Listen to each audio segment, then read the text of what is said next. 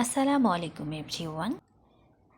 বেগুন গাছ যদি শুকিয়ে যায়, পাতা কুঁকড়ে যায় বা ফল ছিদ্র হয়ে যায়, এর মানে গাছে পোকামাকড় বা রোগের আক্রমণ হয়েছে। আজকের ভিডিওতে আমি আপনাদের বলবো কিভাবে ঘরোয়া উপায়ে এসব সমস্যা দূর করবেন, কোনো কেমিক্যাল ছাড়াই।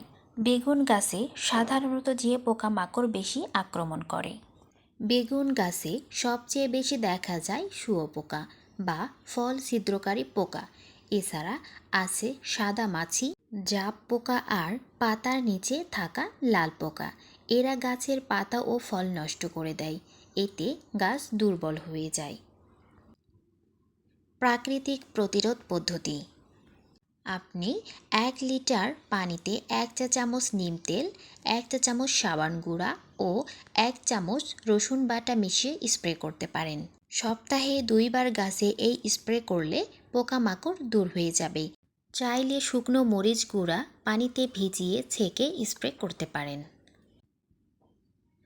রোগের লক্ষণ ও প্রতিকার: পাতা যদি হলুদ হয়ে যায় বা গাছ যদি হঠাৎ দুর্বল হয়ে পড়ে, তাহলে বুঝবেন গাছ ভাইরাস বা ছত্রাক দ্বারা আক্রান্ত হয়েছে। এই সময় গাছের শুকনো পাতা কেটে ফেলতে হবে এবং গাছের গোড়ায় ছাই বা শুকনো গোবর মিশিয়ে দিয়ে দিন, এতে মাটি জীবাণুমুক্ত থাকবে। পরিচর্যার রুটিন: প্রতিদিন সকালে এবং বিকেলে গাছ ভালোভাবে পর্যবেক্ষণ করুন। গাছে নতুন কোনো সমস্যা হচ্ছে কিনা, গাছের গোড়ায় কোনোভাবে যেন পানি জমে না থাকে সেদিকে অবশ্যই লক্ষ্য রাখবেন।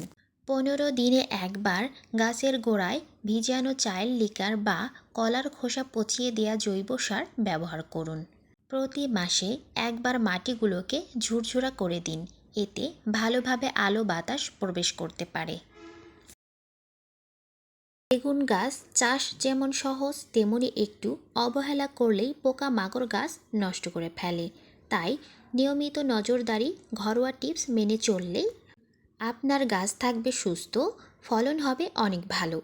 আমার ভিডিওটি যদি আপনাদের ভালো লাগে তাহলে সাবস্ক্রাইব করুন, লাইক, কমেন্ট অ্যান্ড শেয়ার করে অন্য বাগান প্রেমীদের জানাতে ভুলবেন না। আল্লাহ হাফিজ।